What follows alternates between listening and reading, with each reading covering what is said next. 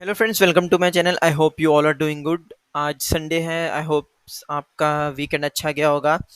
तो आज जो टू स्टॉक्स, जैसे कि आपने थंबनेल में देखा ही है, जिसके बारे में हम डिस्कस करने वाले हैं, तो वो जो स्टॉक्स मैंने पिक किए हैं इस वीक में, वो बड़े टाइम फ्रेम के हिसाब से मैंने पिक किए हैं। तो वीडियो शुरू करने से पहले आई रिक्वेस्ट, अगर आपको मेरा कंटेंट और वीडियोस अच्छा लग रहा है तो please like, share and subscribe. और यहाँ पे आप प्लेलिस्ट में जाके बिगिनर्स वीडियोस भी देख सकते हैं, जिससे कि आपकी ट्रेडिंग जर्नी में आपको थोड़ी सी हेल्प हो सकती है। तो चलिए, टाइम ना वेस्ट करते हुए हम सीधा चार्ट पे चलते हैं। तो फर्स्ट मैं शुरू करना चाहूँगा। कल्याण ज्वेलर्स जो है वो फर्स्ट पिक किया है मैंने। यहाँ पे मैं फुल स्क्रीन कर लेता हूँ। यहाँ पे सिंपल सा एक आपको सपोर्ट और रेजिस्टेंस दिख रहा होगा कि, तो ये कंपनी जो है वो स्टॉक एक्सचेंज में लिस्टेड हुई थी लास्ट ईयर ही, और तब से लेके अभी तक ये कंसोलिडेशन मोड में ही चल रही है, जिगजैग मूव में।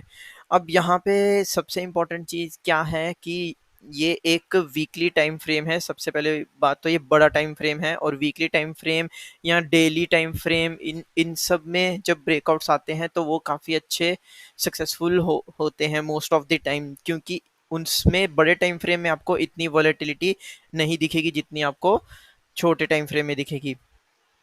अब यहाँ पे कल्याण ज्वेलर्स के बारे में तो आप सबको ऑलमोस्ट पता ही है। अमिताभ बच्चन इसके ब्रांड एम्बेसडर हैं। काफ़ी नोन कंपनी है। ऑलमोस्ट 100 ईयर्स अराउंड हो चुके हैं इस कंपनी को।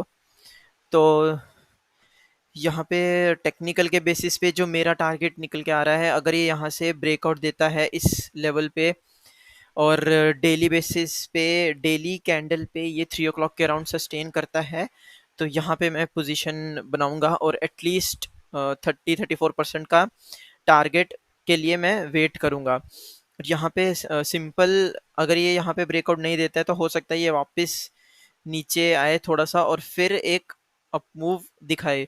तो जब तक ये डेली कैंडल में इस रेजिस्टेंस को ब्रेकआउट नहीं देता, तब तक मैं यहाँ पे एंट्री नहीं लूँगा। तो ये फर्स्ट स्टॉक जो था वो कल्याण ज्वेलर्स है मेरा इस वीक का, जो आने वाले नेक्स्ट वीक में एक ब्रेकआउट दे सकता है, तो वहाँ पे हम एंट्री बना सकते हैं। तो चलिए, let's see the second stock. तो सेकंड स्टॉक जो मैंने चूज़ किया है वो है फोर्टिस हेल्थ केयर। इसको भी मैंने वीकली बेसिस पे ही सिलेक्ट किया है। यहाँ पे सिंपल सिंपल एनालिसिस है। यहाँ पे भी सपोर्ट और रेजिस्टेंस, और हाँ, अगर आपने सपोर्ट और रेजिस्टेंस के वीडियो जो मैंने लास्ट वीक बनाई थी वो आप लोग चेक कर सकते हैं, जिसमें मैंने बहुत अच्छे से बताया है कि कौन से सपोर्ट और रेजिस्टेंस पे हम अपना ट्रेडिंग डिसीजन ले सकते हैं। तो आप वो वीडियो चेक कर सकते हैं, और अगर आपको कुछ क्वेश्चन है तो प्लीज़ कमेंट कर सकते हैं। और यहाँ पे देखें तो यहाँ पे भी ऑलमोस्ट 1 ईयर का इसका भी कंसोलिडेशन चल रहा है। एक चीज़ आप हमेशा ध्यान रखना कि जितना बड़ा कंसोलिडेशन होगा उतना ही बड़ा मूवमेंट भी आएगा।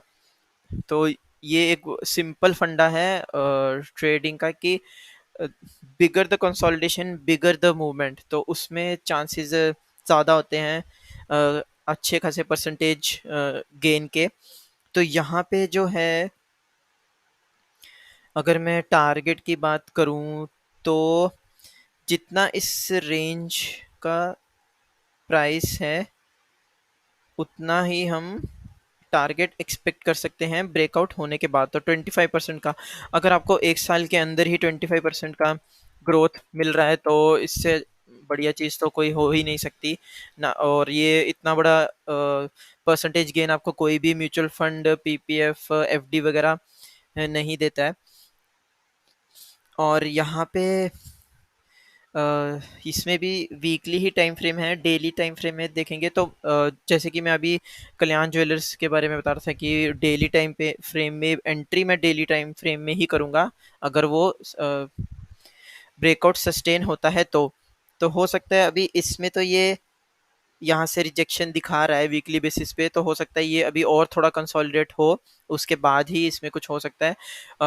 जैसे कि मैं इसके फंडामेंटल्स चेक कर रहा था, फंडामेंटल्स तो मुझे इसके ठीक लग रहे थे, और इसमें इन्होंने कुछ एक्सपेंशंस भी इनके हैं आने वाले 2 to 3 ईयर्स में, कुछ इनके एक्सपेंशंस हैं, और डेट टू इक्विटी रेशियो भी इनका ठीक ठाक है।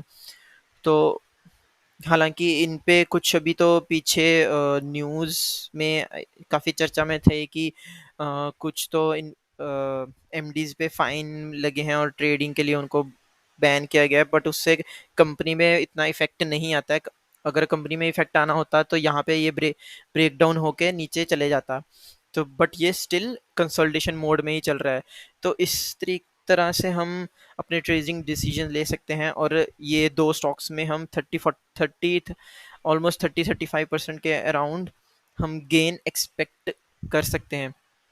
और मेरा ये 2 वीडियोज़ या ये 2 स्टॉक पिक करने का ये भी एक मोटो था कि आप लोगों को मैं वो स्टॉक बताऊँ जो अभी कंसोलिडेट हो रहे हैं, ताकि आप भी इन स्टॉक्स को ट्रैक कर सकें और टाइमली डिसीजन लेके इनमें एंटर कर सकें, अगर आप as per your financial adviser.